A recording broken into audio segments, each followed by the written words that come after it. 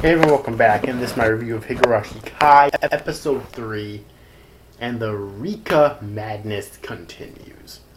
What do I mean by that exactly?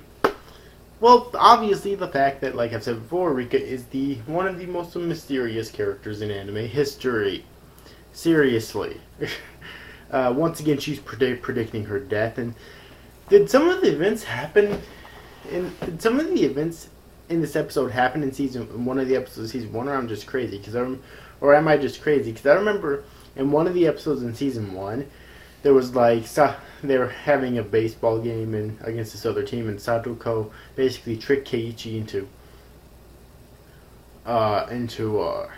doing it, or helping them out with it. Is this the same game? Because it's kind of interesting there. But anyways, though, basically Rika's predicting her own death again, and obviously we know what's going to happen. And Satoko is basically... Rika told Satoko about it, but whenever...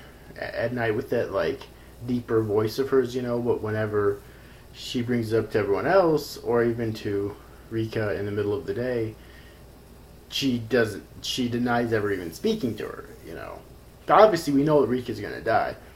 Now... I gotta tell ya, I've came to a conclusion now, watching episodes 2 and 3 of Kai, is that, at least so far, it does seem to be like the first Higurashi series, aside from, the gore, which the gore never usually happens until, the end of each arc, you know what I mean? But, aside from that, it's pretty much beginning to feel like the first season again, because we have lots of these slice of life comedy scenes, but we also have these very tense and foreshadowing scenes blended in there, and the tense and foreshadowing scenes do feel a lot like the ones that we get in season 1. So yeah, it's beginning to feel like it again. I don't know whether that's a good thing or a bad thing, because this season's supposed to answer questions, and I know it's only episode 3, but so far I have no questions answered. At least no concrete answer. Obviously, in episode 1, they had all this stuff about, the aliens and the virus and whatnot, but those are just theories that were thrown around. There's really no concrete answers to any of that yet. I know this is only episode 3, but there's only 24 episodes in season 2, so I'm hoping that we get some answers here soon. Okay, or the least they could do is throw out some different theories to actually get me thinking a bit differently, because we don't know anything about this virus yet, except somehow it came up from the swamp. But why?